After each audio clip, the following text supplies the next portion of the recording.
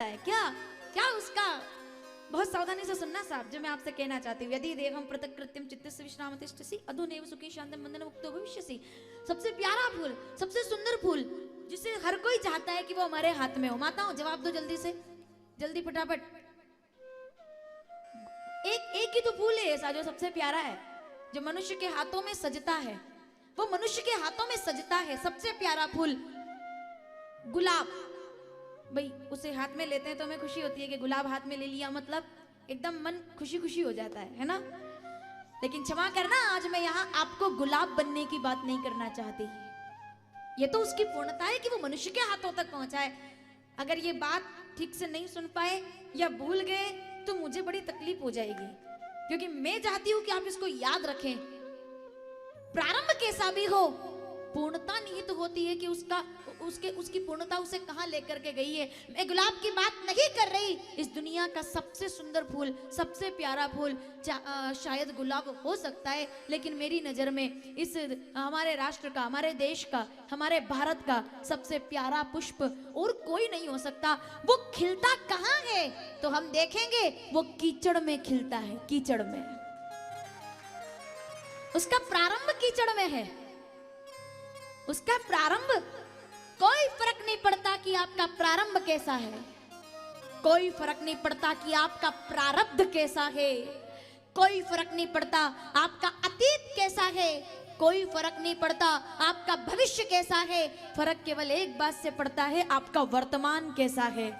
कीचड़ में खिलता है, कीचड़ में खिलता है, कीचड़ को देखने का मन नहीं करता। मैंने आपसे पूछा सबसे प्यारा फूल कौन सा, आप एकदम उछल करके कह गए गुलाब। अरे वो तो बगिया में खिलता है साहब, उसने तो जिंदगी का संघर्ष देखा ही नहीं है। गुलाब ने, मैं गुरुदेव का थोड़ा ध्यान चाहूं, गुलाब सबसे प्यारा फूल, भगवान के द्वारा बनाई हुई हर चीज प्यारी है। रामचरितमानस उत्तरकांड 85 दोहा, तीसरी और चौथी चौपाई।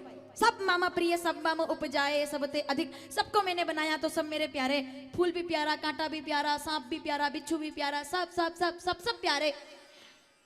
तो भगवान से पूछा गया सबसे प्यारा फूल कौन सा, आपसे पूछा गया, इंसानों से पूछा गया सबसे प्यारा फूल कौन सा, तो इंसानों ने हाथ उठाकर कहा गुलाब सबसे प्यारा है। भगवान से पूछा गया तुम्हारे लिए सबसे प्यारा फूल कौन सा, तो वो क्या कहते हैं, वो फूल, वो जीवन भी क्या जीवन है। वो क्या है, दो लाइनें थोड़ा सा मुझे याद आए, वो चंदन भी क्या चंदन है, जो अपना वन महका ना सका, वो जीवन भी क्या जीवन है, जो काम किसी के। फूल खुद महक लिया, फूल खुद महक लिया, बगिया को महका दिया। उसका प्रारंभ मत देखो, उसकी पूर्णता देखो। तोड़ देने के आधे घंटे के बाद गुलाब मुरझा जाता है। उसका प्रारंभ नहीं, उसकी बगिया नहीं, उसकी वो साफ सफाई नहीं, उसकी वो उसके उदय होने का वातावरण नहीं, उसकी पूर्णता देखिए। गुलाब का फूल चला बगिया से, कहां पहुंचा, हम लोगों के हाथ में पहुंचा, मुरझा गया।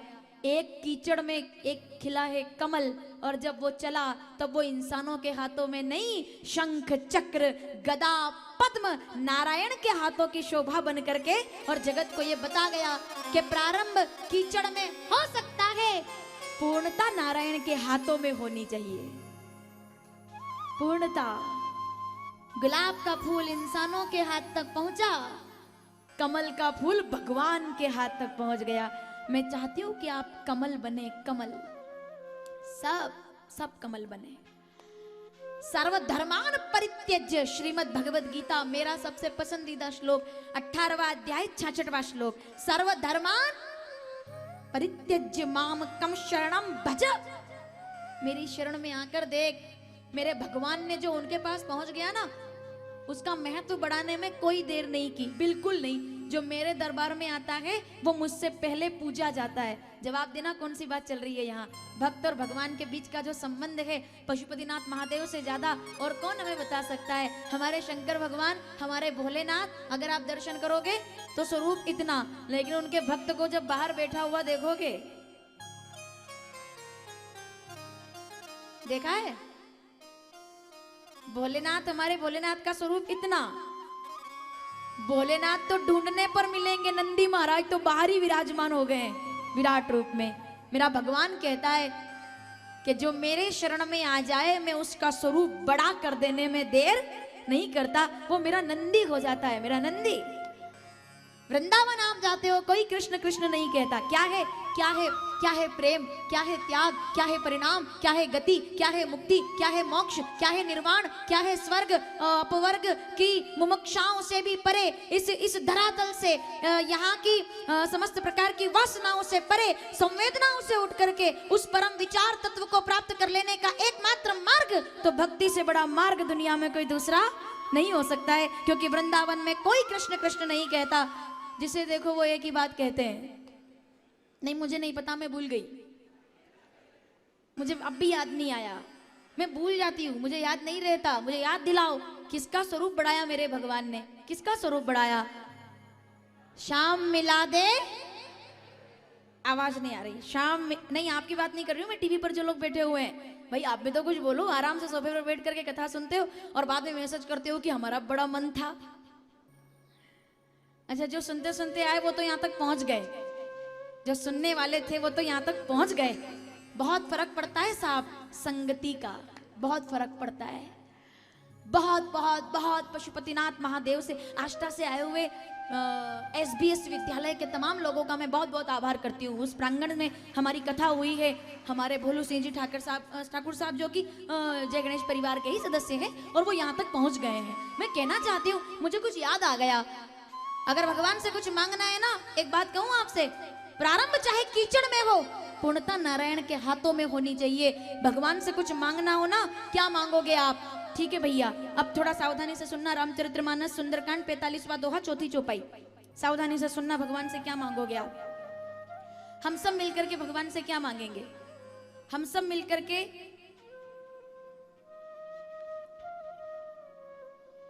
नारायण से क्या कहेंगे? हम सब भगवान से कहें क्या? क्या मांगोगे आप भोलेनाथ से? माताओं सावधान, ध्यान आपका यहाँ रहे। मैं कहना चाहती हूँ एक बात इस मौके पर। मुझे विश्वास है कि इस समय टीवी के सामने बहुत सारे लोग बैठे होंगे और मैं कुछ कहना चाहती हूँ, मैं कुछ कहना चाहती हूँ। क्या मांगे आप? क्या मांगोगे भोलेनाथ से? मैं थोड़ी सी आपकी मदद कर दूं, मैं थोड़ी सी आपकी मदद कर दूं। क्या मांगोगे आप भोलेनाथ से? तो दोनों हाथ जोड़ करके केवल एक बात मांग लेना। क्या? कि हे भोलेनाथ, और कुछ देना मत देना, लेकिन हमारी जिंदगी में हमें किसी सज्जन की संगति प्रदान कर देना। कोई सज्जन साधु मुझे मिल जाए, क्योंकि बड़े भाग। अरे मानस तन पावा तो बात की बात है, पहले इधर आओ। रामचरितमानस उत्तरकांड 32वां दोहा, चौथी चौपाई। बड़े भाग्य पाई सत्संगा, बिनई प्रयास होई बहु भंगा। लेकिन रामचरितमानस क्या कहती है? भलु बर बास नरक कर ताता।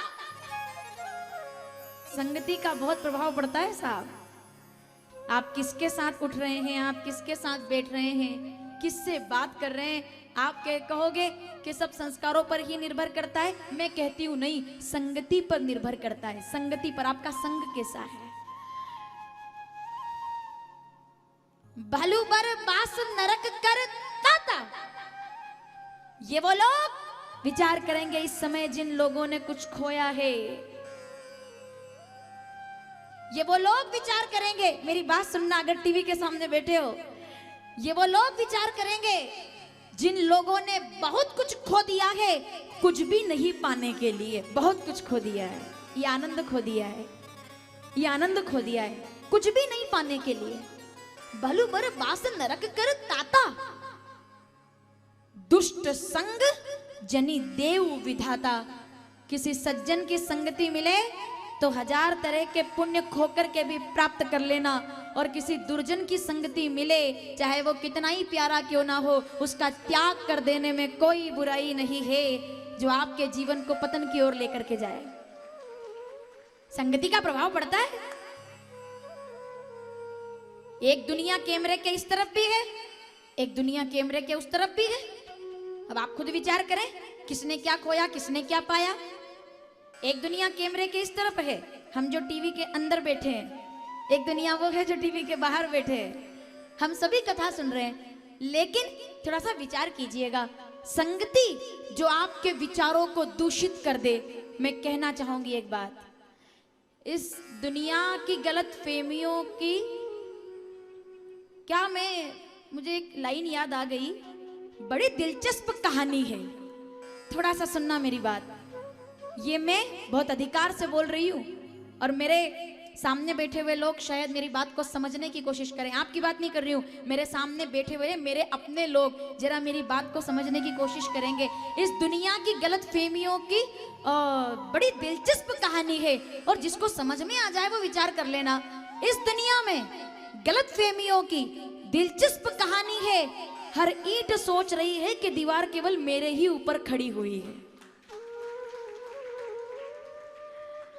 हर ईंट यही सोचती रह गई कि दीवार भैया मेरे ऊपर ही खड़ी है। और वो दीवार खड़ी खड़ी नेपाल तक पहुंच गई, रेल निकल गई। संगति का प्रभाव, हम भी डूबे, हम तो डूबे। वो एक शेर है अच्छा सा, अरे भाई खुद डूबते तो डूबते ना, जो तर रहे थे कम से कम उनको तो नहीं डुबाना था। ये मैं नहीं कह रही हूँ रामचरितमानस, बिल्कुल भी नहीं। रामचरितमानस सुंदरकांड 45वां दोहा चौथी चौपाई नीचे वाली लाइन, भलू बर बास नरक करता था। संगति, एक संगति वो है जो आपको, कुछ लोग ऐसे बैठे होंगे यहाँ पर, अगर मैं ठीक बोल जाऊं तो मेरा समर्थन करना, मैं अपने लोगों से बात करना चाहती हूँ। कुछ लोग ऐसे बैठे होंगे यहाँ पर जिनका 24 तारीख तक कोई प्लान नहीं होगा, काठमांडू आने का कोई प्लान नहीं होगा, और अचानक से ट्रेन आई और बैग उठा करके ट्रेन में बैठ गए। किसी ने हाथ पकड़ा, अरे क्या करोगे 7 दिन, किसी ने कहा अरे बोनी का समय हो जाएगा, सीजन आ जाएगा, क्या होगा फिर, तो किसी ने हाथ पकड़ दिया, अरे सब होता रहेगा, चलो ना मेरे साथ। उनकी संगति को मेरा नमस्कार है जो लोग उन्हें यहां तक लेकर के आ गए। और कुछ लोग ऐसे होंगे जिनके बेग धरे के धरे रह गए होंगे, आएंगे आएंगे आएंगे, कब आए। संगति बहुत प्रभाव पड़ता है, बहुत बड़ा प्रभाव पड़ता है संगति का। रामचरितमानस लंका कांड 62वां दोहा, क्या बोल रहे हैं वो, क्या बोल रहे हैं, मुझे जवाब देना किसकी बात चल रही है। मैं नहीं बताऊंगी नाम क्योंकि मैं भूल गई, मुझे नाम याद ही नहीं है इस बार, तो भले ही लड़ाई हो जाए अपनी, लेकिन मैं नाम नहीं बताऊंगी। आप मुझे बताओगे उसकी आंखों में आंसू आ गए, बताओ किसकी बात चल रही है। उसकी आंख में आंसू आ गए, प्यारे हमारे पिता इतने बड़े ब्राह्मण, उसकी आंखों में आंसू आ गए। लंका कांड का यह दोहा है और मुझे अच्छा लगता है।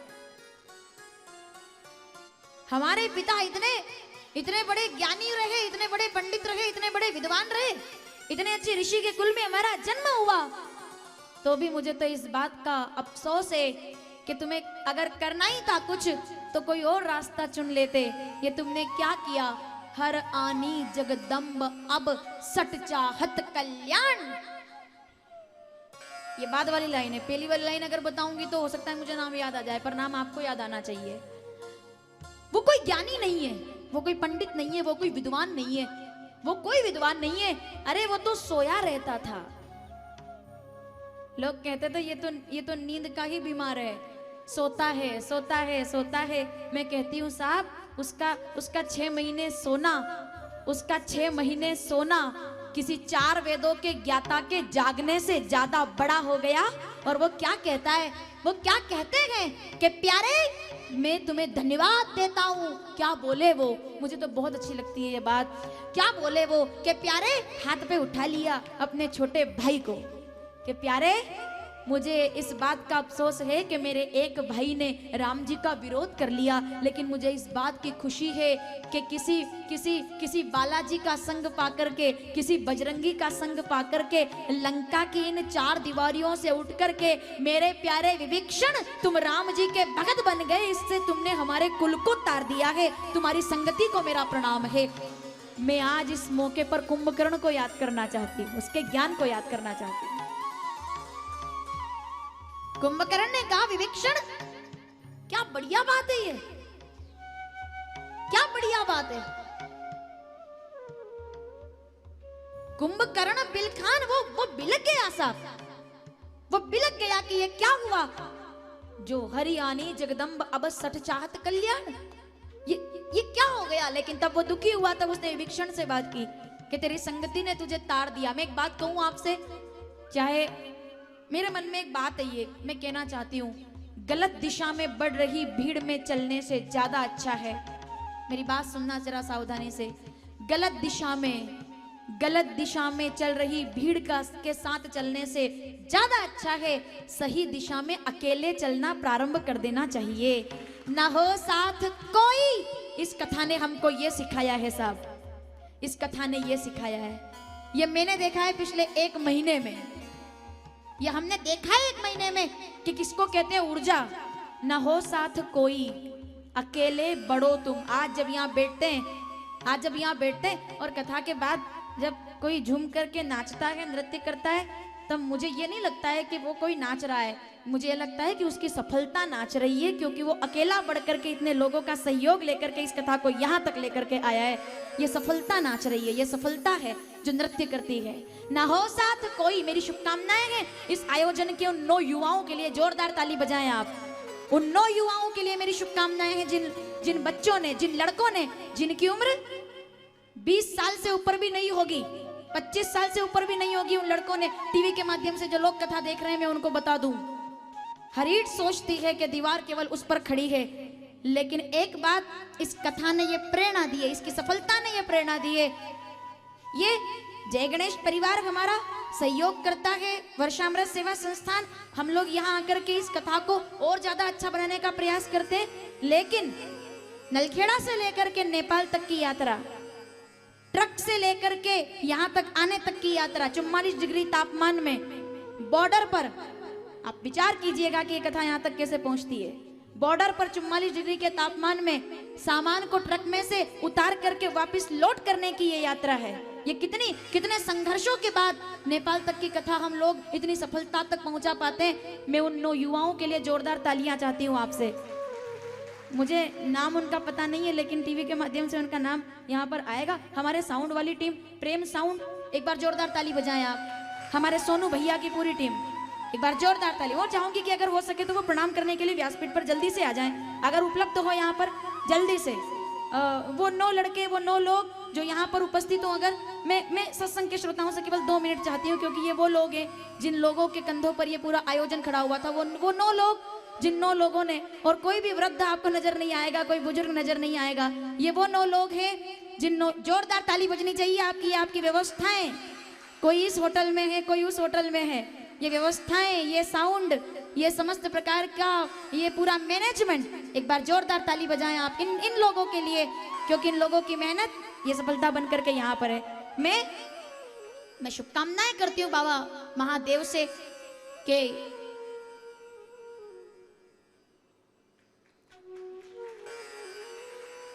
और भाई शिवम नागर की पूरी मित्र मंडली के लिए मेरा बहुत बहुत बहुत बहुत शुभकामनाएं भी है। और ये अद्भुत सहयोग है हम सभी के लिए, वास्तव में। ना हो साथ कोई, गुरुदेव से निवेदन रहेगा कल भी समय जब मिले तो आप अवश्य पधारे, क्योंकि 2 तारीख से तो आप यहाँ उपस्थित होंगे ही, लेकिन जब भी समय मिले तो ना हो साथ कोई, अकेले पढ़ो तुम, सफलता तुम्हारे चरण चूम लेगी। सदा जो जगाए, सावधान, सदा जो जगाए बिना ही जगा है, अंधेरा उसे देख कर ही भगा है, अगर उग सको उगो सूर्य से तुम, सफलता तुम्हारे चरण चूम लेगी। ये किसी आयोजन की सफलता के लिए, और केवल आयोजन क्यों, जीवन की सफलता के लिए भी संघर्ष बहुत जरूरी है। तभी तो अंधेरा जितना होगा, वो बड़ी प्यारी सी बात है कि अगर हीरे की परख करनी है तो अंधेरा होने का इंतजार कीजिए। अगर हीरे की परख करनी है तो अंधेरा होने का इंतजार कीजिए, क्योंकि चमकती धूप में तो कांच के टुकड़े भी चमका करते हैं। धूप में वो कांच के टुकड़े भी हीरे जैसे लगते हैं, लेकिन हीरे की पहचान है कि वो अंधेरे में जगमगाए। संगति, माताओं सावधान, ध्यान देना हम किसके साथ उठ बैठ रहे हैं। हमारा पड़ोस, हमारे पास बैठने वाले लोग, हमारे साथ बात करने वाली माताएं, उनकी संगति, उनके विचार कैसे, उसका सीधा प्रभाव हमारे जीवन पर पड़ता है। सीधा प्रभाव, उनकी संगति, उनके संस्कार हमारे जीवन पर पड़ते हैं। उन लोगों के विचारों का प्रभाव हम लोगों पर पड़ता है। कोई संगति ऐसी जो हम लोगों को यहां तक ले आए, कोई संगति ऐसी जो भगवान के मंदिर तक भी ना पहुंचने दे, अच्छा काम भी ना करने दे। लेकिन भाव ऐसा हो, क्या कहा बाबा ने, बड़े भाग्य पाई बस सतसंगा, सारे से बड़े दुख मिल जाए लेकिन दुष्ट का संग नहीं मिलना चाहिए। मुझे कहानी याद आ गई इस मौके पर, बोल दिया जाए। मैं पहले आप लोगों से पूछ लेती हूँ ताकि वो मेरी व्यवस्था सही से चलती रहे। एक कहानी फिर मुझे याद आई, फिर मुझे कोई कहानी याद आई, 2-3 दिन से जो याद आती है मैं बोल देती हूँ। एक बार एक कीड़े और भौरे की दोस्ती हो गई। ढंग से सुनना, संगति का प्रभाव। एक बार एक कीड़े और भौरे की दोस्ती हो गई, संयोग से दोनों मिल गए। अब दोस्ती हो गई तो आदान प्रदान होने लगा विचारों का। तो एक दिन भौरे से कीड़े ने कहा, कीड़ा वो वैसे जमीन पर रहने वाला और कीचड़ में रहने वाला, गंदगी में रहने वाला, तो वो उसकी दोस्ती हो गई भौरे से। जब भौरे से दोस्ती हो गई तो कीड़े ने एक दिन सोचा लोक व्यवहार निभाया जाए और दोस्त को अपने घर बुलाया जाए। तो भौरे से उसने कहा कि भाई कल मेरे घर लंच के लिए आना, मेरे घर लंच के लिए आना, मैं चाहता हूँ मेरा घर देखो। अच्छी बात है ना, दोस्त को दोस्त के घर जाना चाहिए, तो मेरे घर आना। तो भौरे ने कहा ठीक है भाई, तुम कहते हो तो मैं जरूर आऊंगा। अगला दिन सुबह हुई, भौरा पहुंच गया कीड़े के घर। अब एड्रेस पुरानी गली और उसके पास एक छोटी सी नाली, तो वो ऐसे कीड़े ने सब एड्रेस दे दिया कि यहाँ रहता हूं मैं। भौरा गुनगुन गुनगुन गुनगुन करते हुए पहुंच गया वहां पर। कीड़े का घर देखा, गंदगी से भरा हुआ, कीड़ा ही था तो गंदगी से भरा हुआ, और जैसी उसकी व्यवस्था थी। थोड़ी देर रुकने के बाद दोनों दोस्तों ने बात की और भौरे ने कहा कि ठीक है भाई, अब मैं ज्यादा देर यहाँ नहीं रुक सकता, तो अब मुझे चलना चाहिए, मैं जाता हूँ। अब वो तो फूल पर बैठने वाला भौरा वो कीचड़ में क्या करे, वो नाली के पास क्या करे, वो तो अलग बात उसकी। तो वो भौरा उड़ गया। उसने कहा ठीक है दोस्त, अब चलते हैं। उसने कहा ठीक है। भौरे ने जाते जाते कहा कि आज मैं तुम्हारे घर आया हूं, अब एक काम करो, कल मेरा निमंत्रण स्वीकार करो, कल तुम मेरे घर आओ। मैं चाहता हूं तुम मेरी दुनिया देखो, मेरे भी तो घर आओ। कीड़े ने सहर्ष निवेदन स्वीकार कर लिया, आमंत्रण स्वीकार कर लिया, और सुबह हुई और कीड़ा भौरे की दोस्ती की खातिर उसके घर पहुंच गया। महकती हुई बगिया में भौरे का घर है, महकती बगिया में।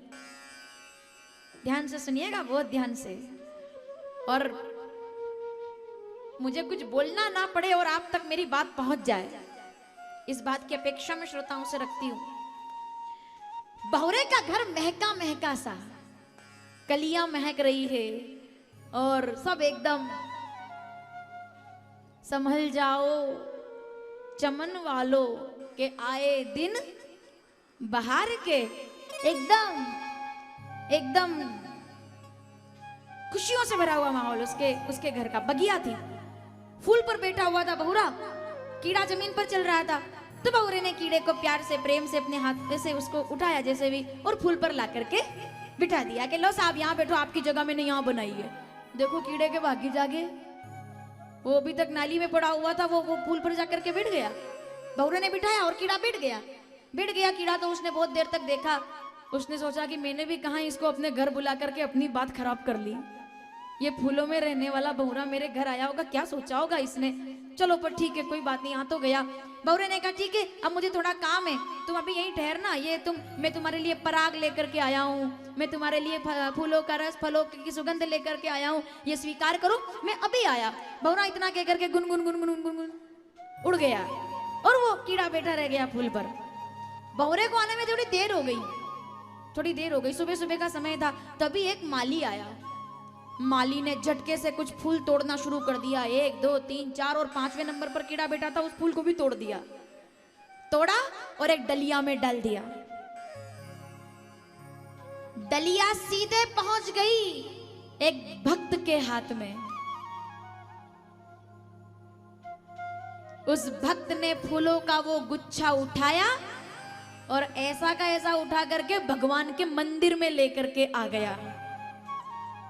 भगवान के मंदिर में लेकर के आया, डलिया भगवान के मंदिर के सामने रख दी दूसरा भक्त आया, उसने वही फूल उठाया जिस पर कीड़ा बैठा हुआ था, उस फूल को उठाया और उठा करके सीधे सीधे भगवान गोविंद के चरणों में जाकर के समर्पित कर दिया। सीधे। बात पूरी नहीं हुई। कहां बात पूरी हुई? बात पूरी नहीं हुई। बात यह है, दिन भर वो फूल रखा रहा नारायण के चरणों में और शाम हो गई। कीड़ा देख रहा है टुगुर टुगुर सब कुछ, भक्त आ रहे हैं, कोई मिठाई चढ़ा रहा है, कोई फूल चढ़ा रहा है, वो भी टुम टुम टुम टुम करके सब देख रहा है। उसको पहली बार सब देखने को मिला, सब देख रहा है। शाम हो गई साहब, मंदिर के पट बंद हो गए। रात भर कीड़ा फूलों के साथ भगवान के चरणों में पड़ा रहा। उसका प्रारंभ नहीं, उसकी पूर्णता देखना। रात भर पड़ा रहा। सुबह हुई। अब कहानी के अंत पर थोड़ा सा प्रकाश डालें टीवी पर बैठे हुए लोग, कि जब सुबह हुई, पंडित जी आए, मंदिर की सफाई की, कीड़े सहित फूल को, मुरझाए हुए फूल को एक डलिया में डाला। एक भक्त आया, डलिया को उठाया और गंगा के किनारे पर वो मंदिर बना हुआ था, उसने वो सारे के सारे फूल उठा करके, मुरझाए हुए फूल उठा करके कीड़े सहित गंगा के निर्मल जल में जाकर के बहा दिए। फूल पर बैठा हुआ कीड़ा और अचानक से बहुरा आया, गुन गुन गुन गुन गुन गुन गुन गुन करता हुआ। अरे कीड़े भाई क्षमा करना, ओ हो तुम यहाँ पहुंच गए, मुझे क्षमा करना, मैं भूल गया तुम्हें माँ फूल पर बिठाकर, तुम यहाँ पहुंच गए। कीड़े की आंखों में आंसू आ गए। भैया दोस्त, मैं तेरी दोस्ती को आज नमस्कार करता हूँ। कहाँ तो नाली में पड़ा हुआ था, लेकिन तुम्हारी वजह से फूल पर बैठ करके रात भर भगवान के चरणों में पड़ा रहा, और सुबह होते होते ये गंगा मुझे कहाँ मिलती। इस फूल की वजह से मैं गंगा की धारा में बह रहा हूँ, इसके लिए मैं तेरा धन्यवाद करता हूँ। तूने मुझे कहाँ से कहां तक पहुंचा दिया। संगति संगति संगति, तूने मुझे कहां से कहां तक पहुंचा दिया। और सवाल करना, तुमने मुझे कहां से कहां तक पहुंचा दिया। अपने आप से सवाल करना, अपने आप से सवाल करना। वो कीड़ा कहता है, वो कीड़ा कहता है कि तुमने मुझे कहां से वहां तक पहुंचा दिया। भौरे ने कहा कि तुमने भी तो मुझे वहां से वहां तक पहुंचा दिया था, मैं फूलों को छोड़ करके नाली पर जाकर के बैठ गया। ये संगति का ही तो प्रभाव है। संगति भैया, बिनु सत्संग न रामचरितमानस उत्तरकांड 61वां दोहा, बिनु सत्संग न हरि कथा ते बिनु मोहन भाग। श्रीमद् भगवद गीता। बाबा क्या बोले, कन्हैया ने क्या कहा, कैसा होना चाहिए आपके जीवन का सार। वो प्रसादे सर्व दुखा नाम हानि रस्योपजायते, 59 नंबर का श्लोक। बाबा क्या कहते हैं, प्रसादे सर्व दुखा नाम हानि रस्योपजायते। पार्थ सुनो, आपकी संगति इस बात पर निर्भर करती है कि आपको कहां पहुंचना है, कहां पहुंचना है। मैंने तो आपसे हमेशा एक बात कही, कथा तो केवल 7 दिन सुनोगे आप, इस पर विचार मत करना आपको कथा कौन सुना रहा है, इस पर विचार करना साल के 365 दिन आप किन लोगों के साथ बैठे हुए हो। जिन लोगों के साथ बैठने के बाद अगर मानसिक स्तर बढ़े, उन लोगों का साथ कभी छोड़ना मत। और जिन लोगों के साथ बैठ करके आप उन्नति से पतन की ओर गिरने लगो, वो चाहे कितना ही प्यारा क्यों ना हो, उसका हाथ और साथ दोनों छोड़ देना चाहिए। क्योंकि पूजनीय प्रिय रामचरितमानस अयोध्या कांड 74वां दोहा पहली चौपाई, पूजनीय प्रिय परम जहाते सम्मानी राम के नाते। संगति का प्रभाव कर सुखदेव जी कहते हैं, राजन तुम धन्य हो, तुम्हारी संगति धन्य है भाई। राजा कहते हैं 5 दिनों पहले मैं मुरझा करके बैठा हुआ था, वो मेरा प्रारंभ था। मैं गुलाब बन करके बैठा हुआ था, वो मेरा प्रारंभ था। 5 दिनों के बाद मैं गोविंद के चरणों में कमल का फूल बन करके बैठा हुआ हूँ। यह आपके सत्संग का प्रभाव है। सत्संग से बड़ा और कुछ भी नहीं। सज्जन का संग करो, अच्छे लोगों से बात करो, करनी चाहिए बातें अच्छे लोगों से, करनी चाहिए बात, मेल जोल अच्छे लोगों के साथ, चर्चा आपके विषय, आपके विचार क्या है दुनिया के बारे में, अच्छे लोगों से डिस्कस कीजिए। अच्छे लोगों की संगति एक क्या क्या क्या क्या प्रभाव है संगति का, मुझे जवाब देना। किसकी बात हो रही है? जिसकी पीठ पर भगवान बैठ करके यात्राएं करते हैं, वो भी एक काग की संगति करने के लिए धरती पर उतर करके आ गया है। क्या राम कथा का संवाद है। फिर मुझे भागवत में आना है, लेकिन क्या राम कथा के संवाद है कि जिसकी पीठ पर नारायण घूमते हैं वो काकभूषुंड से हाथ जोड़ करके कहते हैं कि भैया मुझे भगवान के बारे में बताओ, क्योंकि मैं तुम्हारी संगति करने के लिए आया हूं। आपका संग आपके जीवन का रंग बदल देगा। आपका संग आपके जीवन का रंग बदल देगा। सावधान, अब 2 लाइनें याद आ गई, बोल दूं क्या? अभी अभी याद आई है। आपका संग क्या है? क्या फर्क पड़ता है? कोई फर्क नहीं पड़ता, किसी को कोई फर्क नहीं पड़ता, बिल्कुल भी फर्क नहीं पड़ता है। आपका संग आपका रंग बदल देगा और आपका बदला हुआ रंग आपके जीने का ढंग बदल देगा। ढंग से लेकर के, रंग से लेकर के संग तक एक एक कदम संभाल करके रखिएगा। अगर इस पार रहना है तो गंगा में बहना होगा, उस पार रहना है तो पूरी दुनिया आपके लिए स्वतंत्र है। आप जहां जहां जहां जहां आपकी मौज, लेकिन ये मौज तो आपको पुकारती है, ये मौज आपको पुकारती है, ये राहें पुकारती है, ये सब कुछ, ये आनंद पुकारता है। पर वो संगति पर प्रभाव, वो संगति पर निर्भर करेगा। संग, रंग और जीने का ढंग। मतलब मैं ये कहना चाहती हूँ कि राजा परीक्षित 5 दिन पहले उदास होकर के बैठे हुए थे, 5 दिन के बाद प्रसन्न हो रहे हैं, क्योंकि उनको परमात्मा का प्रेम प्राप्त हो गया है, गोविंद की कृपा प्राप्त हो गई है, नारायण का दर्शन। गुरुदेव आपकी संगति ने मेरा जीवन संवार दिया। क्या आपने, मेरे प्रार्थना आपसे केवल इतनी है, मेरा दिल कहे कहीं ये ना हो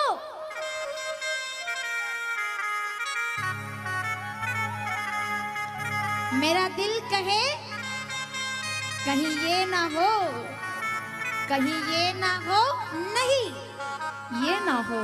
क्या?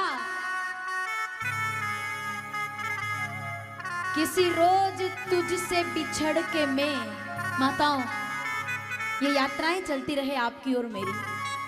कभी ऐसा ना हो कि हमें तरसना पड़े, हमें तड़पना पड़े कि काश काश काश। ये काश हमारी जिंदगी में नहीं आना चाहिए। ये जितने लोग यहाँ बैठते हैं, ये जितने वर्षामृत सेवा संस्थान के लोग यहाँ बैठते हैं, हम सब लोग जो चल रहे हैं, क्यों चल रहे हैं, क्यों आते हैं, क्या है ये सब? क्योंकि हम तरसना नहीं चाहते कि हम भी नेपाल जाकर के काठमांडू का दर्शन और बाबा का दर्शन करें, हम भी रामेश्वरम में शिवलिंग बनाएं, हम भी जाकर के वहाँ द्वारिका में जाकर गोमती के तट पर और वो सुंदर स्थान भगवान का देखें, हम भी शुक्ताल देखें, हम भी नैमिषारण्य देखें। हमें तरसना ना पड़े कभी। मेरे गोविंद चाहे 1 रोटी कम खिला देना, लेकिन अपने तीर्थों का दर्शन करने से कभी वंचित मत करना, ये मैं चाहता हूँ। मेरा दिल कहे कहीं ये ना हो, कहीं ये ना हो, नहीं ये ना हो।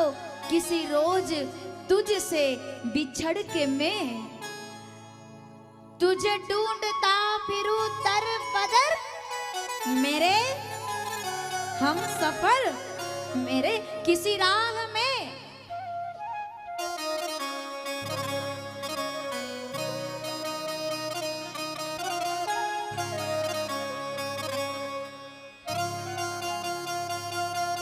किसी मोड़ पर यूं ही चलना देना छोड़कर,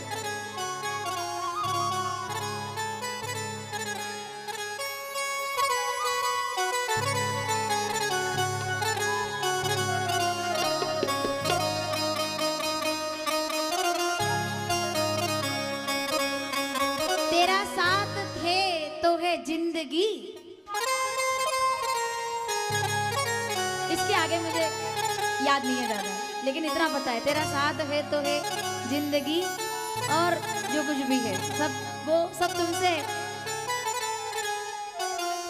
किसी राह में किसी मोड़ पर यूं ही चलना देना छोड़कर, मेरे हम सफर। कौन है हम सफर? आपका आपका हम सफर कौन है? जो 2 कदम चले और आपका साथ छोड़ जाए, वो हम सफर नहीं है। जो इस दुनिया में भी आपका और उस दुनिया में भी आपका, उससे प्यारा हम सफर दुनिया में कोई नहीं हो सकता। मेरा हम सफर मेरा गोविंद है, मेरे महादेव है, मेरी जगदम्बा है, भगवती है और मेरे राघव है। उनसे प्यारा हम सफर और कौन होगा, जो सदा सदा सदा सदा हमारे साथ रहे। तो भैया संगति का प्रभाव, सुखदेव जी से राजा कह रहे हैं, अगर आपकी संगति ना मिली होती तो मैं अपने जीवन को खो चुका होता। आपने मुझे जीने का सहारा दे दिया, आपने मुझे जिंदगी का नया ज्ञान दे दिया। गुरुदेव मैं आपको प्रणाम करता हूँ, वरना मेरे कहाँ भाग्य थे, मेरे कहाँ भाग्य थे कि मैं आपके चरणों में बैठकर कथा सुन सकूं। पर आपकी कथा ने मेरे जीवन का उद्धार कर दिया। कहाँ गोविंद की वो लीला, कहाँ गोपाल का वो दर्शन, कहाँ नैनों का वो अभिराम, कहाँ कानों के सुनने का वो सामर्थ्य। ये सब केवल परमात्मा के दरबार में है। ये सब सब सब मैं गंगा बनना चाहता हूँ, मैं पुष्प बनना चाहता हूँ, मैं वो धारा बनना चाहता हूँ जो जो परमात्मा के चरणों में समर्पित हो सके। मेरा भाव तुम्हारे चरणों में समर्पित हो सके। ये बातें राजा परीक्षित ने सुखदेव जी से कही। तब सुखदेव बाबा ने उनको भगवान के अवतारों की कथा सुनाई कि कभी राम धरती पर आए, कभी घनश्याम धरती पर आए, और जो भगवान जैसे स्वरूप में आया, भक्तों ने भगवान को वैसे स्वरूप में देखा। क्या भाग्य है राजा परीक्षित का माताओं, क्या भाग्य है। सोचो जरा, किसको ढूंढे हम, किसको ढूंढे, किसकी चाह करें, किसको ढूंढे, किसकी चाह करें। जिसकी चाह करेंगे वो दर्द ही दे जाएगा, जिसकी चाह करेंगे वो दर्द ही दे जाएगा। मेरे दुश्मन भी मेरे लिए दुआएं करते हैं, मेरी फितरत ही ऐसी है। मेरे दुश्मन भी मेरे लिए दुआएं करते हैं, मेरे दुश्मन मेरे लिए दुआएं करते हैं, मेरी फितरत ही ऐसी है। पर मेरे अपने ही दगा करते हैं, मेरी किस्मत ही ऐसी है। जगत में हम कितना भी मान ले किसी को अपना, पर बात वो है, बात सिर्फ इतनी सी है। राजा परीक्षित कह रहे हैं, आज पूरा परिवार, आज घर बार, आज संसार छोड़कर मैं आपके चरणों तक आया हूँ। क्यों? क्योंकि मैंने आपके सिवा कुछ ढूंढा ही नहीं। जहां तुम हो वहां मुझे आनंद की कोई कमी नहीं है। जहां तुम हो, जहां तुम्हारी कृपा है।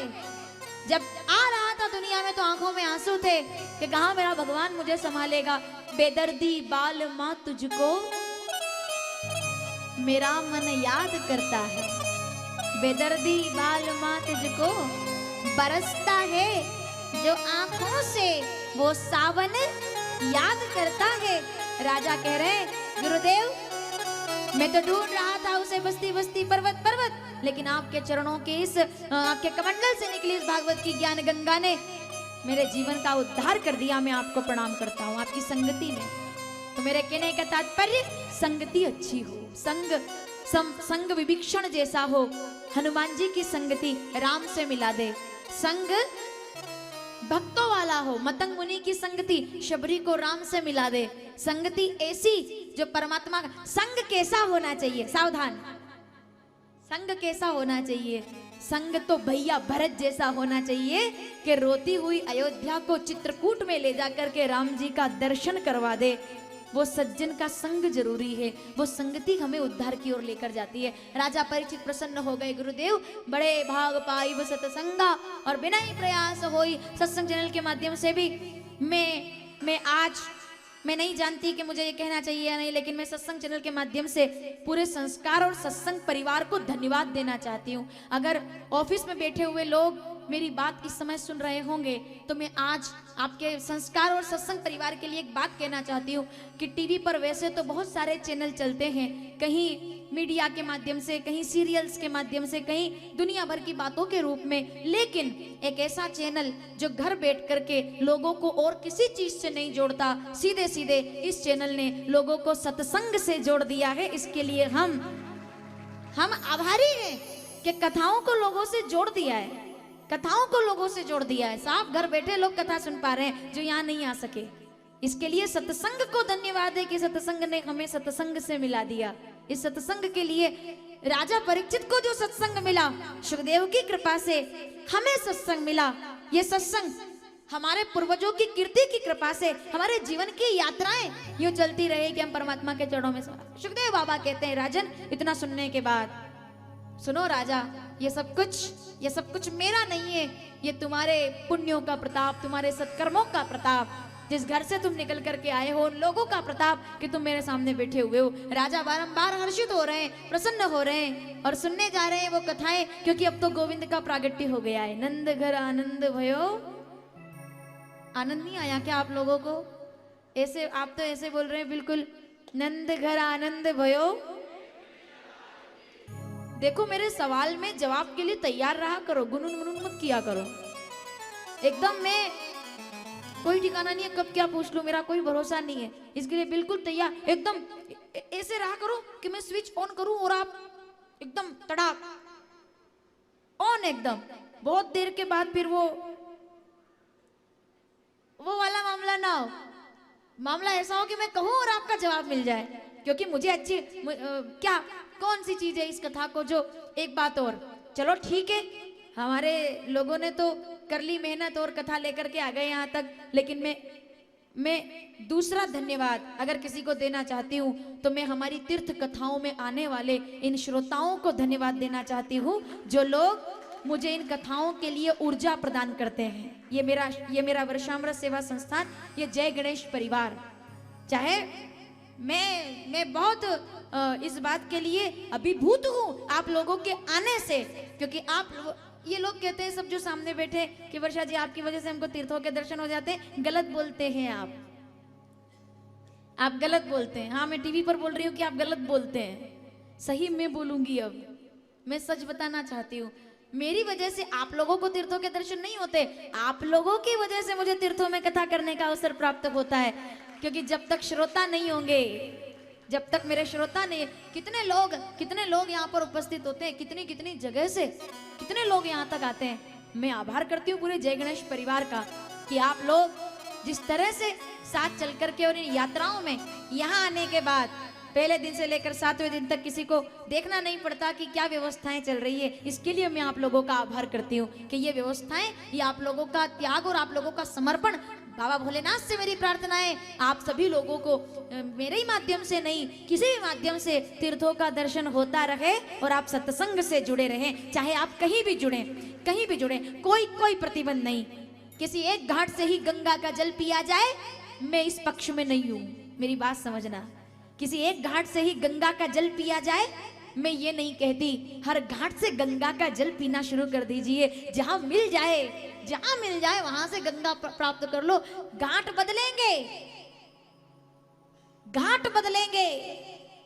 बदलेंगे लेकिन आपकी गंगा कभी नहीं बदलेगी। आपको गंगा के पीछे चलना है, घाट से आपको कोई लेना देना नहीं है। मैं घाट में आपको नहीं उलझाना चाहती, मैं आपको गंगा तक ले जाना चाहती हूँ। जिसके साथ जाने का मौका मिले, जिसके सानिध्य में बैठने से आपको शांति मिले, खुशी मिले, प्रसन्नता मिले, ये मत सोचना कि ये धारणा ना हो कि हम एक परिवार से जुड़े हुए हैं। बिल्कुल नहीं, मैं इस पक्ष में बिल्कुल नहीं हूँ कि हम जय गणेश परिवार से जुड़े हुए हैं। मैं इस पक्ष में हूँ कि हम वसुदेव कुटुंबकम, हम पूरे विश्व से जुड़े हुए लोग हैं।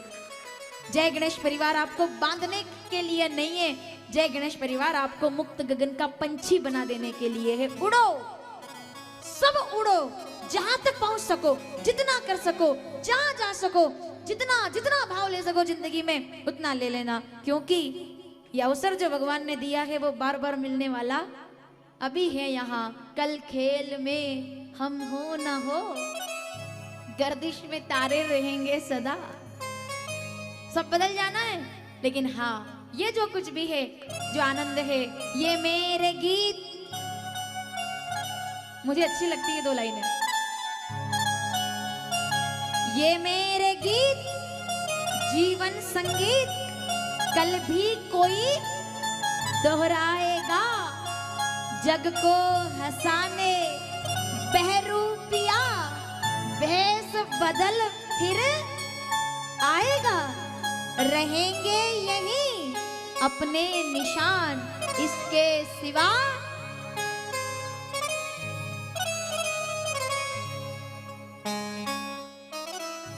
सत्संग आप लोगों का चलता रहे। मैं ये चाहती हूँ कैसे भी जुड़े। टीवी पर जो लोग बैठे हैं, दिन भर कथाएं सुनते रहते हैं, आप लोग दिन भर आप सत्संग पर कथा सुनते रहते हैं, धार्मिक चैनल पर कथा सुनते रहते हैं। क्यों? क्योंकि आप लोग सीधे सीधे गंगा तक पहुंचना चाहते हैं। मैं भी यही चाहती हूँ। घाट नहीं, अब गंगा की बातें हो, अब गंगा की बातें हो। आपकी ऊर्जा, आपका विश्वास आपको परमात्मा तक लेकर के जाए, ये मेरी शुभकामना है। राजा परीक्षित कहते हैं, गुरुदेव मैं आपके चरणों में प्रणाम करता हूँ, आपने मेरे जीवन को धन्य कर दिया। आज मुझे ये समझ आ गया कि बिनु सत्संग न हरि कथा, संगति संगति संगति, विसंगति ना हो, अच्छी संगति में रहें। संग अच्छा हो, रंग अच्छा हो, जीने का ढंग अच्छा हो, तब कैसा संग? देखो ग्वालों को कन्हैया का संग मिल गया, मेरे ग्वालों को कन्हैया का संग मिल गया।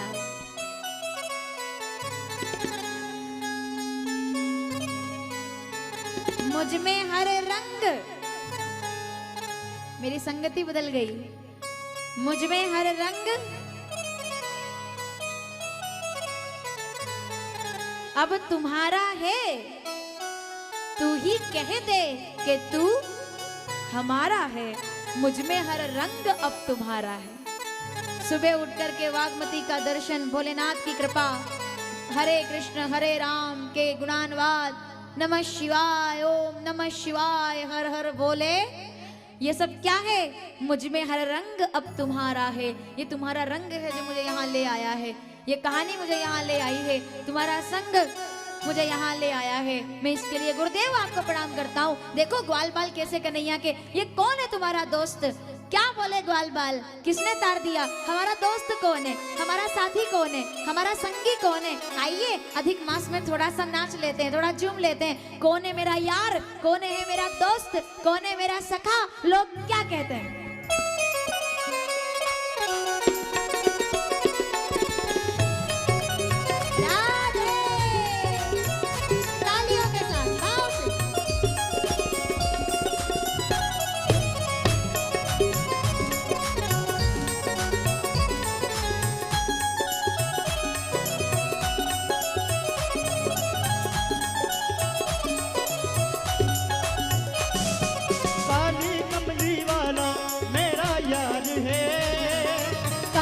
कमली वाला